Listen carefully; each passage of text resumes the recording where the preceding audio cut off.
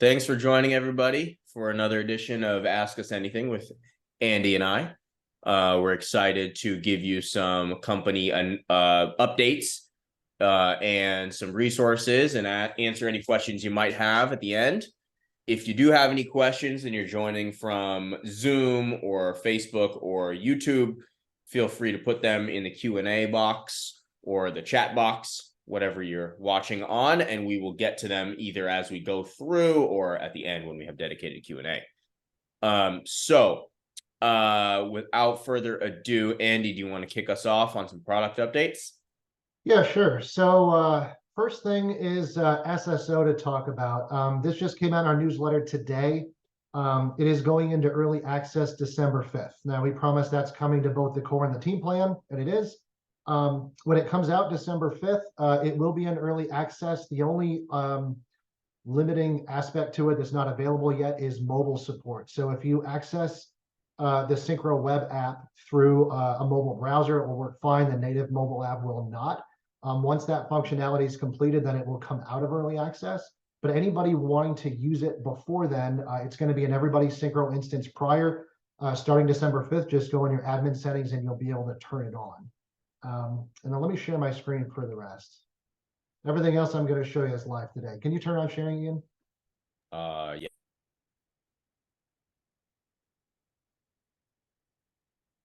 Go for it. Cool, thanks. All right. So first thing is Splashtop SOS, not to be confused with SSO. This is a PAN add-on that we just brought online about 3 weeks ago.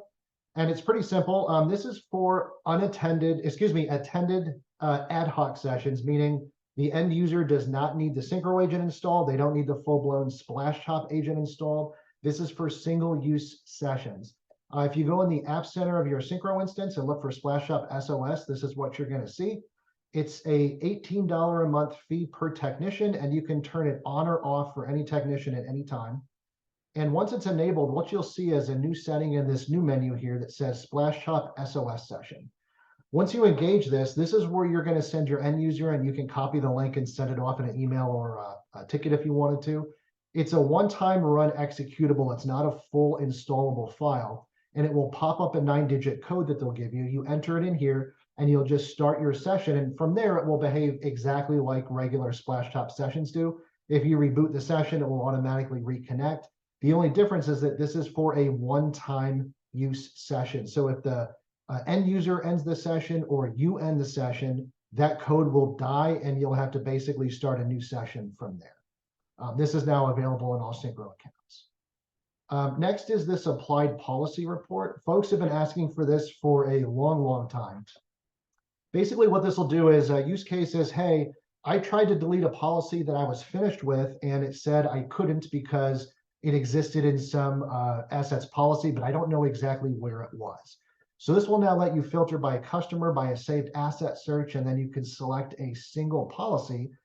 And this will show you what endpoints have this policy applied. Now, this works obviously in conjunction with policy inheritance. So what this is really saying is the Acronis backups policy applied anywhere in an endpoint's policy inheritance structure, meaning any of those 5 or 6 policies that you can merge together to form what we call the effective policy.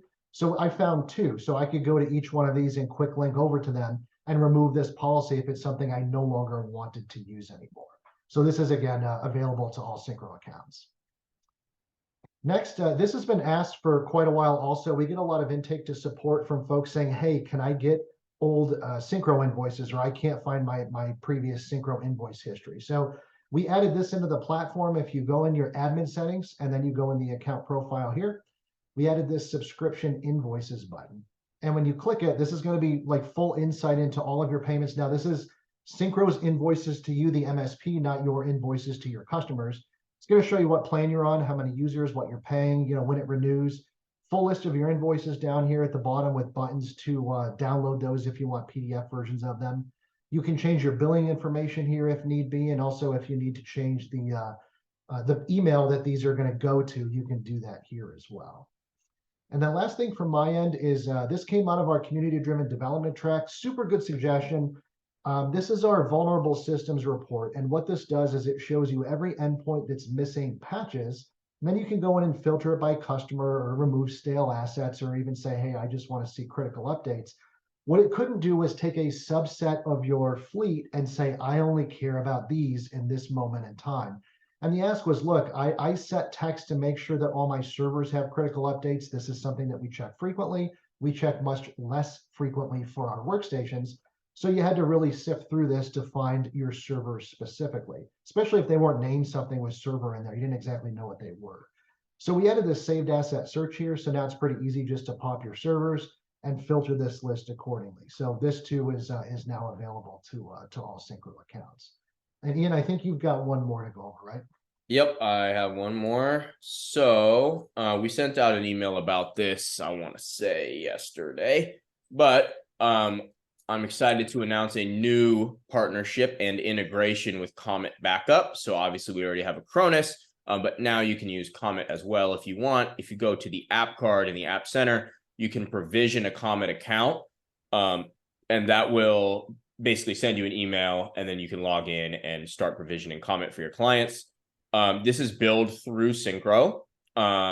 And so we will bill you for this. It'll be part of your Syncro invoice. So there's a consolidation of your billing there that makes that a little easier. But in addition to that, Comet has been nice enough to build an integration that is between Syncro and Comet exclusively for people who buy Comet through Syncro.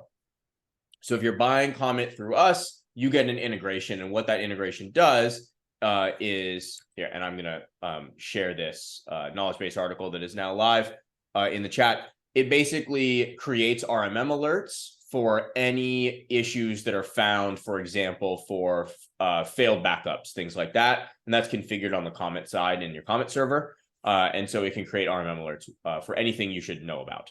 And you can see the instructions for how to do that there. This is now live and ready for folks to use. I'm going to put that chat there and I'll post it in YouTube as well. Okay, so that is all of the news we have about product stuff. I have one more. Oh, yeah. Andy, back to you. Yeah, so we were doing a Black Friday promotion, which is pretty nice this year. Sometimes it's only for new customers. This year, we wanted to make sure that we hit existing customers as well. Today's the last day of that promotion. So I just wanted to remind anybody that if you are on the core plan, we have a promotion. If you go under an annual subscription, you can get the team plan for the price of the core plan. So it's like a $50 a month discount per user, something like that. So you can do that right in your Syncro instance. You don't have to do anything special. You can just go in there and switch your plan to the core, the team annual. It actually has the 129 price in there, same as the core under an annual. And yeah, today's the last day to do it. So if you're interested in that, make sure you take advantage of that today because it definitely goes away today. Okay, a couple more announcements. We like to showcase some of the resources that we're putting on. So in this case, some webinars. If you go to our website, you go under here, you can go to like a webinars and you'll see some of these that are coming up. We have a couple things that I just wanted to highlight. We're doing these grow workshops. There's 2 days of them next week. They're virtual webinars. I'm going to click into day 1 just so you can see there's really, really good content here. Highly encourage folks to check it out. On day 1, we've got What's New in Syncro with Emily, our CEO, and Kristen, our Chief Product and Technology Officer. So if you want to know what's coming in 2024, etc., this is a great one to attend. There's networking, so you can meet other MSPs. We've got a talk with Brad Gross about managed service agreements and unlocking more there. We've got a talk with Brian Johnson about business growth, and then again, more networking. So that's day 1. We've also got day 2. So we've got a talk about website marketing with Mark Koopman, LinkedIn marketing with Paul Green, and then hiring with David Stinner, and lastly, operations with Carl Palachuk. There's a giveaway for folks who attend. So this is all, free for you and a good resource. Hopefully folks are able to grow their businesses and learn something new as a function of that. but just wanted to highlight that. Again, when I'm done going over these resources, I'll post all the links, but if you just go to resources and then webinars, you'll see that on our website. Next up, we've got the last Acronis Cyber Protect certification webinar on December 12th at 2 Eastern. That's with Andy. Andy, is there anything you want to say about that? No, same as the last one. If you get a chance to see this one, it's basically an end-to-end training of sorts. And when you're done, they'll point you where to go so you can get officially certified with Acronis. So this is definitely one. If you're thinking about Acronis, you want to join. If you're already on Acronis, definitely bring your techs and have everybody get certified. Sweet. Last but not least, we released a report about MSP pricing plans and models.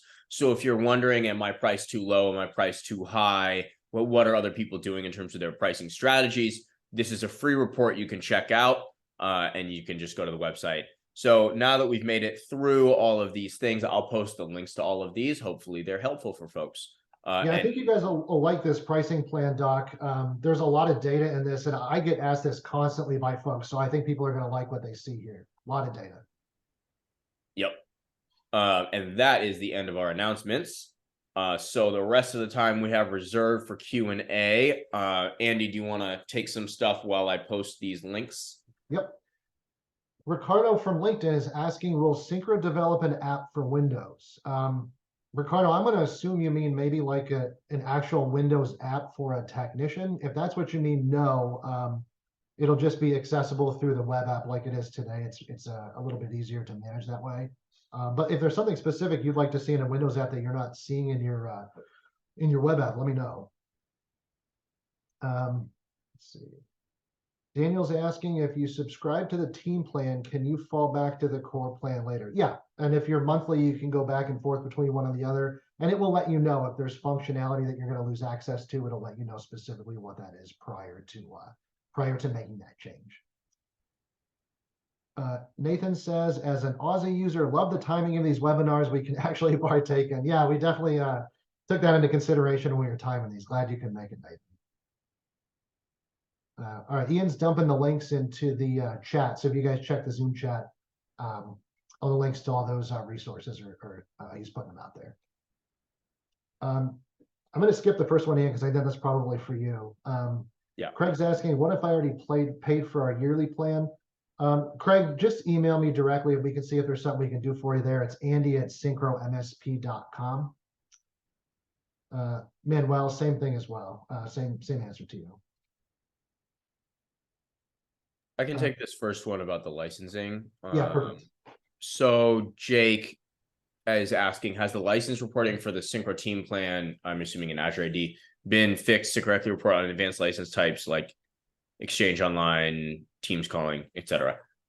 So what we did, first of all, we have added a bunch of the other plans, but if something still isn't showing up, it's quite easy for us to add it.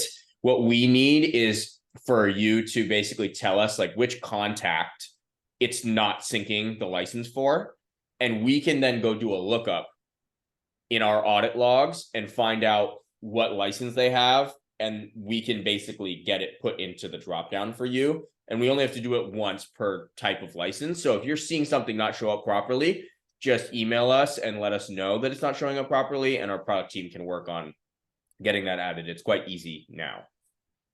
It was not when we first launched it, but it is easy now.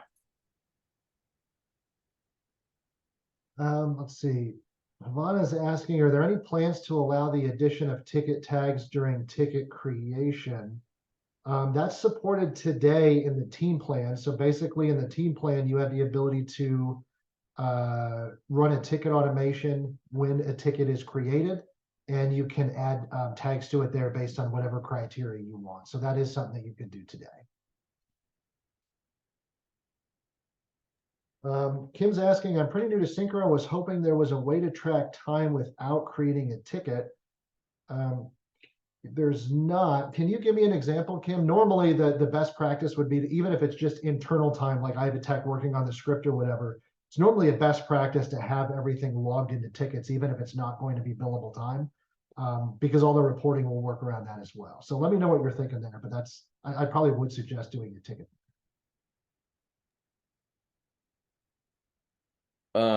We've got a comment from Harold. I would like to have more info about this topic. I feel it would be beneficial to implement modern authentication, especially with MFA being a needed security measure. We do have MFA, it's required. We also, like Andy mentioned, we have single sign-on as well. And we recently released global IP allow lists. So there's quite a few things we have in terms of modern authentication, but if there's something in particular you're wondering about, Harold, feel free to comment. Another question here from Gord. We have integrations to Hoodoo, and I'm wondering if there's a way to pull from to have Syncro pull or Hoodoo push the 365 licenses we have synced in Hoodoo. Hoodoo built that integration, it wasn't us. So I think if you're wanting a change to that integration, you're probably going to want to talk to Hoodoo about it. Nathan's asking, is the white screen of death on the iOS app being worked on? If that's a bug you're seeing, first I suggest open a ticket. If there already is one open, I'll try to find out that for you. That may be related to Face ID, actually. I remember hearing something about that, so I'll take a look and I'll see what I can find there, Nathan. Okay, so that's good. Vaughn is asking, is there any updates on the patch management front, specific pain points, seeing and dealing with Windows version updates like 22H2, 22H3? On that point, there are scripts in our community library for handling that. The problem there is that Microsoft doesn't allow RMMs to accept the EULA via the API. So there's no way to do those like programmatically through the API. So scripting is the only way. At some point, you may see us try to make internal scripts and make that look a little bit more native. But I don't think there's any plans for that right now. Second one is third-party patching for patched apps that are open and running during the third-party patch runs. Ian, I haven't heard this before. Will it just fail to update in that instance? Ooh, it's going to depend on the app. But I haven't tested that in a very long time. So I think it depends on the app. Some apps can't be updated while they're running. Yeah. I think the one thing I'd probably suggest there is that you could schedule a script to fire off a little bit before that. So like if you're updating Chrome and for whatever reason, I think that does update while it's open, but in the event it didn't, you could just kill the process if that's what you wanted to do and then do it again. That or run it through it at nighttime. Yeah. Kim's asking a follow-up. My texts are on the go and do not like having to create tickets, and also wondering for internal time tracking. So yeah, Kim, there's not a way to track time outside of tickets. But like I said, even for internal time tracking, I would still look at doing it on tickets. You have the ability to say like, hey, this time is charged or not charged. You can also make labor types for internal time that wouldn't be charged by default. And again, that way it's going to sync up with all your reports. So like at the end of the week or the end of the month, you want to say, hey, show me all the time that was logged by my techs. I want to make sure I'm getting 40 hours a week out of them or 90% utilization, whatever you're targeting. You wouldn't be able to do that if it was outside of tickets. I mean, I would, yeah. They probably don't want to hear this, but I would make them create a ticket. Yeah, it's definitely best. Even if they don't like it. But because if you can't track it, it didn't happen. So I mean, I would probably do that. If you really don't want to do that, there are a bunch of like time clock in, clock out type apps, like in the iOS store. You can always go use those. Toggle is one that we have an integration with. Yeah. Joe says, I've activated Acronis and added a customer, but nothing is set to back up. But I'm getting billed a license. Is there a way to see what customer exactly I'm getting billed for from Acronis? There is. In the Acronis portal, there's a usage report. It will tell you exactly what customers are consuming licenses or how much data they're consuming. So if you deploy a license, even if you're not backing up, you obviously won't get charged for any data, but you will get charged for that license. So my guess is you activated a workstation and just don't have a backup plan on it. So check that report. That should get you what you need. Got a follow-up from Gord regarding the licenses from Hoodoo. I hear so Gord is wanting to bill in Syncro based on the Azure, the Microsoft 365 license. That's kind of the point of the Azure AD integration we built. So you don't need Hoodoo for that. You can go ask Hoodoo to build that into their integration, but you could just use the Azure AD integration that we built. That's kind of the whole point of it. Josh is asking, within a ticket, how do I build the same service at different rates based on the tech? In the example, planned service for Bob is billed at $50 an hour and Jim is billed for $60 an hour. So in that instance, what I would recommend is creating a labor type. So let's just say it's on-site labor. I would create a labor type for each technician, like on-site labor for Bob, on-site labor for Jim. And that way, when they're going to go do it, that you could have custom prices for each. And then if this is like their primary labor type that they're going to use the majority of the time, if you go in the admin settings under their user, you can actually set a default labor type. So it would always default to like Bob's labor or something like that when he goes to enter a ticket. He could always change it, but that would be the default. So Josh, that's how I would handle that. I don't actually know the answer to this, Ian. Craig's asking, is there a specific reason the Syncro services are set to a delayed start by default? Takes a long time to connect after a reboot. I have changes setting to automatic on some and it works great, but want to make sure there's no issues. This was done before I was here, so I actually don't know. Had to go back a while. Yes.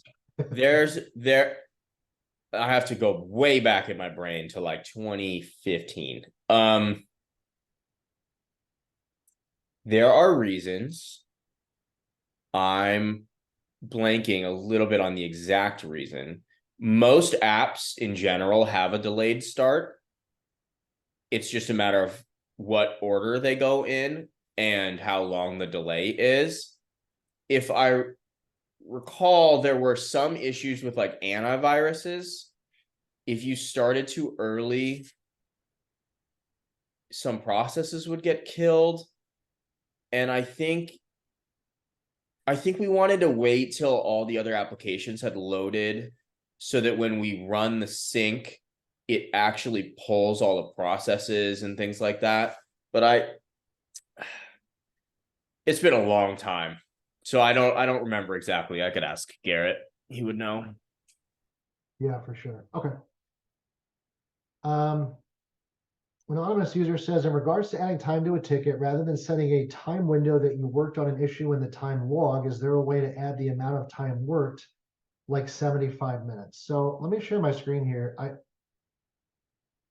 think I know what you're talking about. So basically, the answer is no when you're doing it here, like in a time log. You would have to put your start and end time. I think that's a really good suggestion to switch this and just say, hey, put in 65 minutes or whatever. You can do it though when you are putting in your time down here. You can just say, hey, it was 75 minutes. So really, if you're timing something and you're not using the timer, just like I did 75 minutes of work, it's actually easier just to put it down here, set the labor type. And you can determine whether or not you want to charge it also same time. But we have had a lot of requests specifically down here for putting in like the start time and the end time specifically, because otherwise, if you did this work earlier in the day, this 75 minutes is going to get logged as the next 75 minutes, which can be confusing to folks.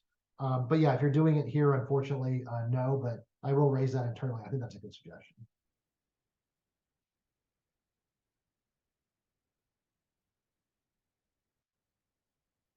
Any plans for updated mobile app? Do you have any news on that, Ian? I've heard folks talking about it. I don't know specifically. I can ask. Okay, and I know you'll probably that would be a good question to ask in that grow session on. I don't know if it's the 6th or the 7th, but we're Emily and Kristen speaking. I'm sure they'll have some news on that probably. Yeah, that's the right. If you join that session, that's the right place to ask. Is there an ETA for adding the feature request asset online indicator for customer portal? There's not, Will. That one's not one that is on the roadmap currently to my knowledge, but let me know what the use case is specifically for that. Like, is there a reason that the customers want to look and know if a particular endpoint's online from the portal? I'm kind of curious the use case there. Got a question here from, oops, wrong one. Got a question here from Cody. What is the best way to set specific rates or discounts by customer? So the best way to do that is through contracts. So if you go here, I have made a contract for this customer in my demo account, and you can go and pick any product. So in this case, like remote labor has been overridden. The price is $0. So we're not charging this customer for remote labor, but I could pick, I don't know, I'm sure there's a laptop here. Lenovo laptop, this is the current price, but I can say, you know what, you get your laptop half off or whatever, so $600. And you can add an override. Once you apply this contract to that customer, then when that thing shows up, it will be like crossed out with the contract price instead. Yeah, and we get a lot of questions on this too. For folks that have like hybrid contracts where it's like mostly ACE, you can set your labor rates to 0 so you can still track that time, but not bill the customer anything. And then if you've got like emergency labor after hours is billed at a certain rate, you could set that custom price there too. And I'll share the knowledge base article for contracts, just in case you're curious. Aaron's asking, is there a way to set a customer contact that can approve tickets? For example, if an employee wants something done, the boss gets charged for it, so the boss has to approve or deny it. Not on a ticket directly. You could on like an estimate. So if you want to throw an estimate for work, you could have the boss approve it, but on a ticket directly, there's not. I think that's an interesting idea. Aaron, do me a favor, email me because I'd like to talk to you about that more, how you're envisioning that. So just email me at andy@syncromsp.com. We can discuss that some more. Any plans to expand site address to be able to print reports by site address, bill by site, etc.? So Jack, right now, no, but I've been actually having this conversation a lot with different folks. Let me know if this would suit your needs. I'm kind of envisioning sites being like an object that would fall underneath customers. So you could have, Office 1, Office 2, not just an address. It would almost be like a sub-customer, have all that information, but it would apply per site. You'd have your endpoints by site. You'd have the contacts that work at the site. You'd also have the ability to bill to a specific site and say, hey, it's going to go to this separate billing person or pass it through to the parent. Let me know if that's what you're talking about, because it's starting to come up more and more. So I do think that'll become a bigger discussion going forward. Got one here from Brian. Are there any plans to make the columns in a report sortable? I mean, I think it's going to depend on the report, but I will say most of the reports you can export to CSV, and if you open it in Excel, you can sort it however you want. Yeah, and if you check out our, it doesn't apply to every report, but if you look at our internal and executive summary reports, all of the list blocks and stuff in those are fully customizable, sortable, and configurable. Yeah, Jack's saying that's exactly what he wants. So yeah, Jack, I would put that in our feature request category. The community forums, ping me on it. I think that's definitely a discussion that needs to keep happening for sure. Let's see. Vaughn says, if you have Syncro set to round time on a ticket for billing. Yeah, I got this one. Oh, yeah, go ahead. Okay, so this only happens on the 15-minute roundup. If you set it to 30 minutes or an hour, it won't do that. The reason is because 15 out of 60 is like a infinite decimal. And so, but in the quantities, or like you only have 2 decimals in a price. So essentially, here's what I would recommend. Don't round up to 15 minutes, round up to 30 minutes, and all of this will get solved. That's my personal suggestion. It's because of the number 15. So.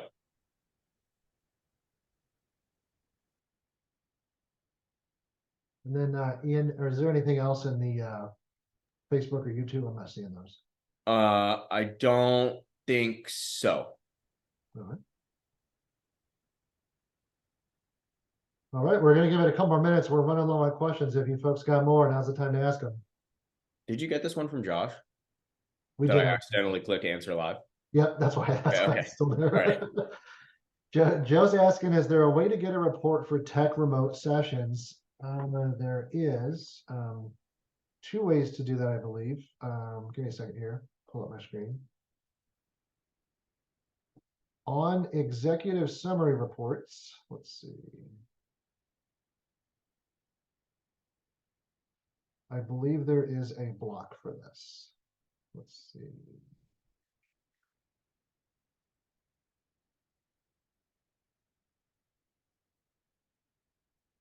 I'm going to have to find it. It's somewhere in here. There's remote access sessions, and you'll be able to report on that.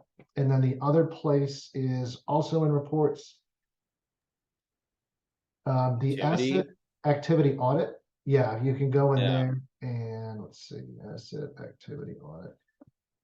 And there'll be one for a remote session started. And then pretty much anything else you need is here. So you can just filter, whoops, by that there. And that'll be by technician and by asset as well. Harold's asking about bring your own SMTP with modern auth. I'm not actually that up to date on that. I think Bobby would probably be the right person to talk to.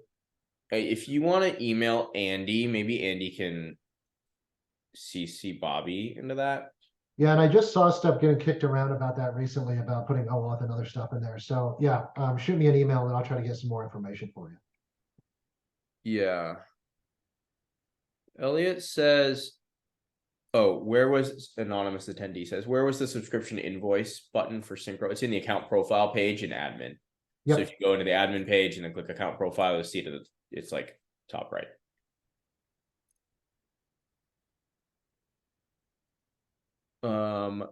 Aaron says a bit off topic, but has anyone heard of Waza for SIM? Yes, I've heard of it. I think it's a fork of OSSec. I want to say, yeah, I've looked at it. It's cool. I think that in order to get all the functionality, though, I think they have a paid version.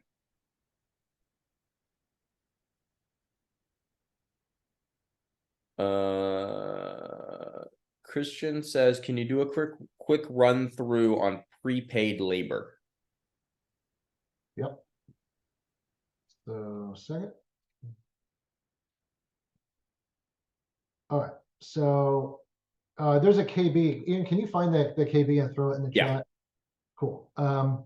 So once you've got it basically turned on for prepaid labor, you're going to go into your invoices, your recurring invoices. And I'm just going to bring up one that's probably not for this, so you'll see some other stuff here. But what you'll do is you're basically going to add a line item, and it's going to be for prepaid labor. Actually, I don't have this item in here, but it would normally say prepaid labor. And then you'd add how many ever you want here. Just assume this is it. You'd say, okay, I'm going to add 10 of these. And this is going to be every single month, it's going to add 10 hours of prepaid labor. This is assuming we're doing like sorry, I'm blanking here. A normal prepaid contract. Yeah, like block hours. Yeah, sorry, I don't know why block hours is leaving my mind here. And there's two ways to do it. If you want this to keep adding every single month and it's just going to deduct every month when you use that labor type, you can do that. Or if you want to wipe it at the end of every month, if you do this before this invoice fires, if they've got 7 hours left this month, it's going to wipe them out, start them new as soon as this invoice fires with 10. And if you ever want to know how many hours somebody has left, if you go, sorry, my instance is a little slow here. If you go into a customer record, oh, what's going on here? There'll be a listing for, I think it says prepay hours here. And if you ever want to just manually add some, you can actually do that if you just need to credit somebody some hours. But you'll always see the amount that's going to be deducted from here.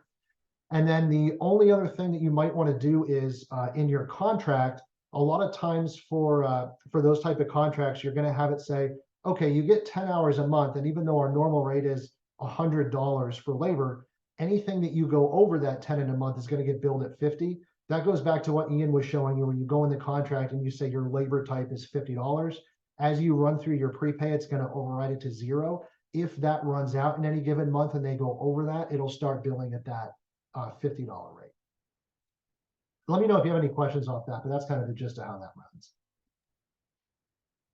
Question, are there any plans to allow time roundup per ticket and not per time entry?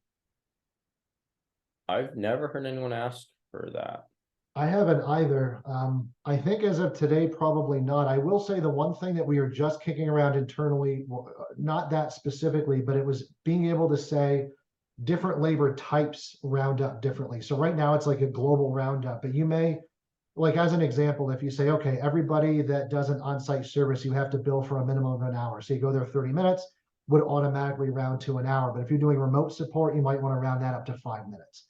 I think that one you're probably likely to see coming here at some point, but let me know why you're interested in doing that per ticket versus based on like different labor interactions. I'm kind of curious there. Do you see this one in the YouTube comment about Bitdefender endpoints? I can't see it.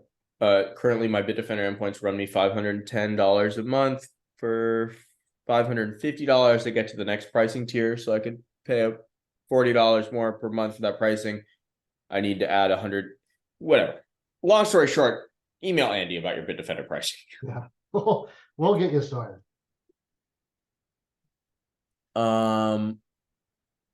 Manuel says, where can I find all the invoice variables that can be used? I search and I get them all over the place. You mean in the invoice templates? I'm guessing. You got this, or you want me to do it? No, go ahead. But Manuel, if you want to answer a follow-up, what? Oh, I know what you're talking about. So there's just 6 there. It's current month, last month, next month, and it's also for a year. So just like you have it there, and you can put that in the line item basically of your recurring invoices. He's talking about the thing to denote like the month. So you could say like January service, February service automatically. So here, yeah, there's current month here. Yeah, and you would just throw that in the line item. So like if you want to say, you know, if you have like an annual license and you want to say for 2023, you could do current year or next year, however you're going to invoice that out. So yeah, we added those recently. Yep. Yeah, but they should all be listed here on the right, and you can even search. You have anything else on YouTube or Facebook? We got a qualifier here on the allowing time roundup per ticket. It's more to have a minimum per ticket. So in a situation where you're working on a server and run some updates to do a reboot, then stop the timer and then go back. There's no need to round each of those 10 minutes. Oh, okay. So that's a little bit of a dumb thing that we just don't allow you to do right now, which is like, I'm doing some work, I'm getting distracted, I need to come back and do more of the same work. And if you're using the timer and stop it, you're really logging 2 time entries. So you're right. Good news is we are adding the ability to pause ticket timers. So that should go away.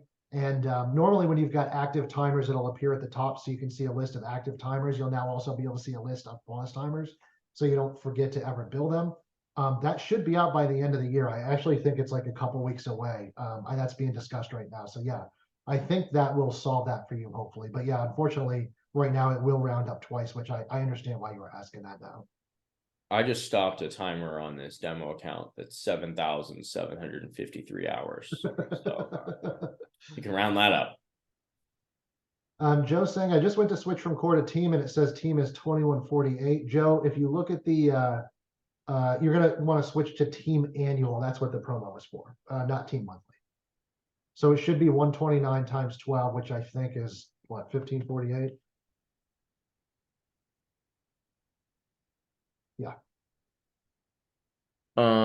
Jack says, is there a way to make sure the Syncro icon is in the system tray? Sometimes it disappears. Well, it shouldn't disappear. So if you're seeing it disappear, let us know and we can look into it by looking at the logs. I will say that the Syncro system tray icon is run by a specific process and service, and you shouldn't have to do this.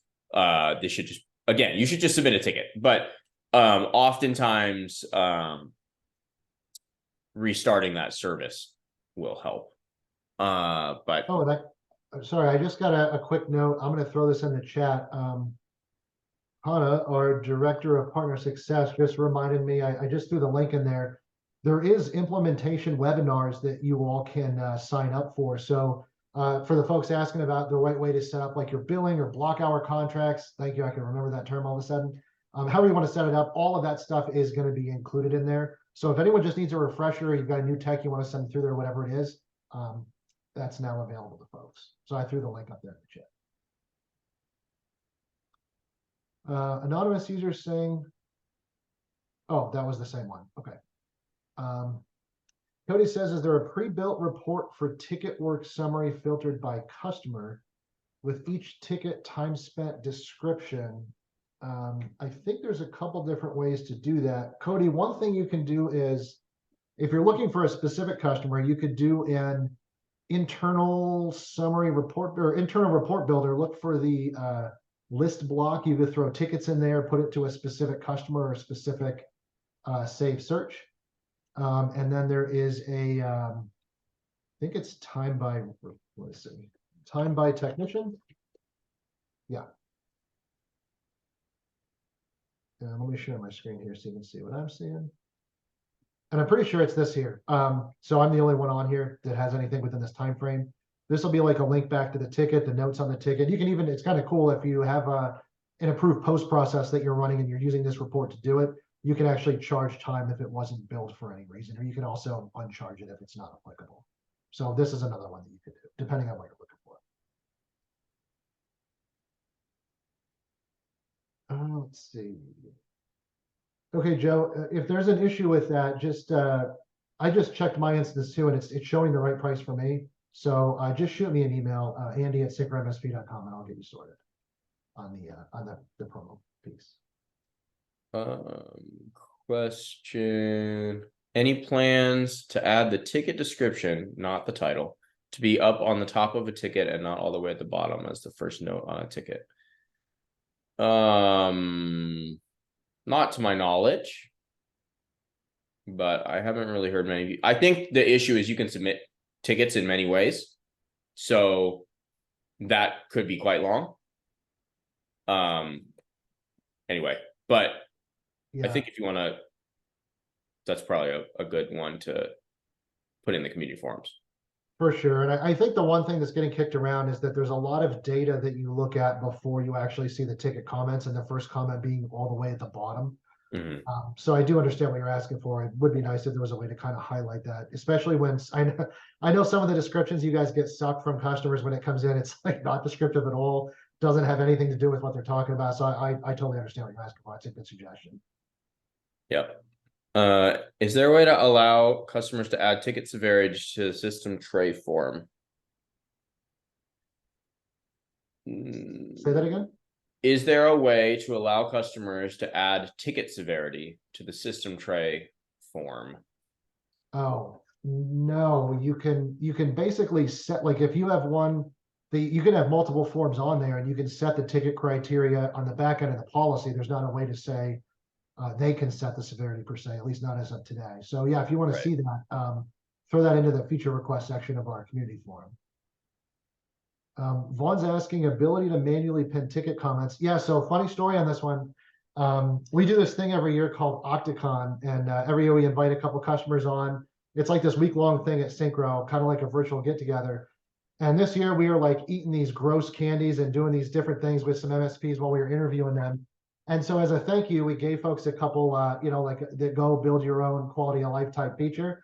And one of the folks we had on actually wanted that, so we're building it. So this is another thing that we expect to be out by the end of the year. So it will be basically, it will take a ticket comment one, and it will basically duplicate it at the very top of the list, so it's kind of pinned, almost like what some other folks there were asking about, moving the primary comment to the top. Similar suggestion to that.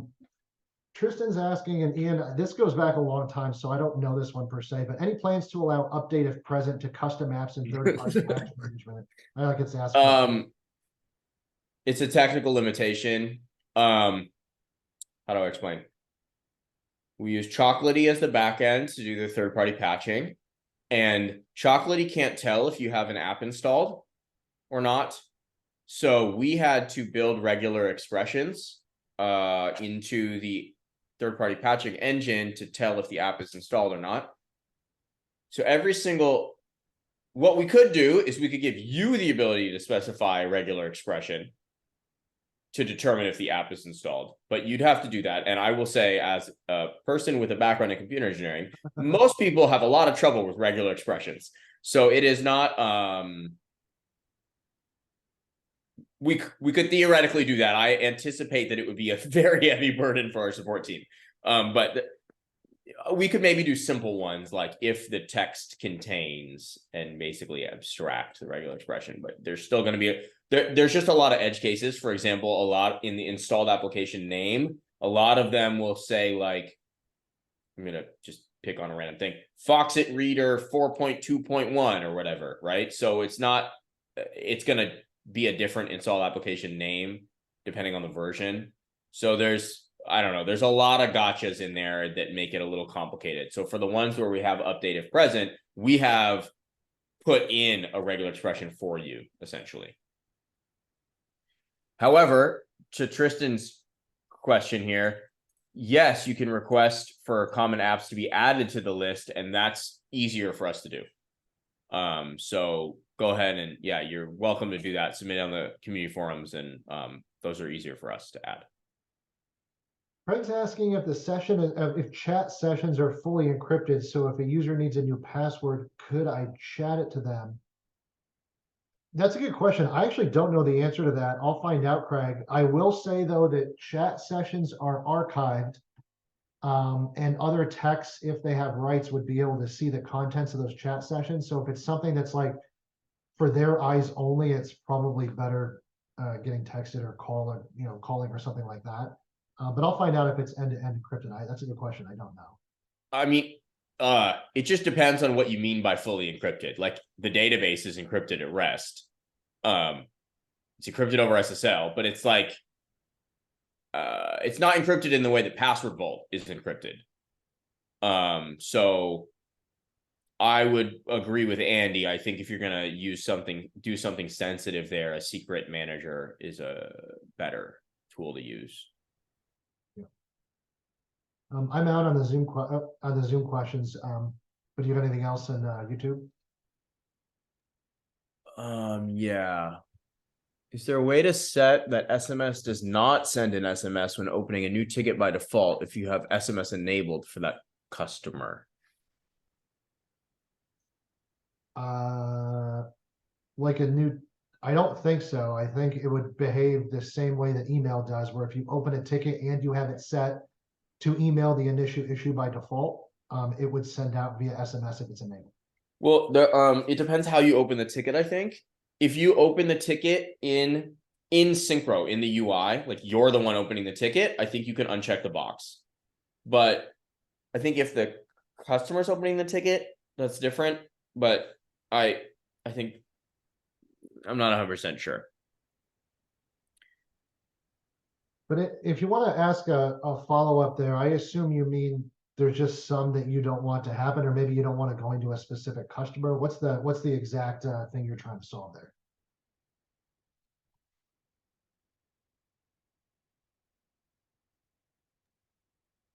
Is there a way to add custom forms via system tray icon? You can't. That's what the agent contact forms are. So you could add as many as you want to that. So if you go in the policies section up in the top right, there's a drop down for the different policy types. Look for the agent contact form, and you can customize. You can't put a ton of custom fields, but you can customize the text that's there, the logo, what information is required. And it's not just one that's on there. If you want to have 5 different forms for a specific customer, you can do that. So for sure.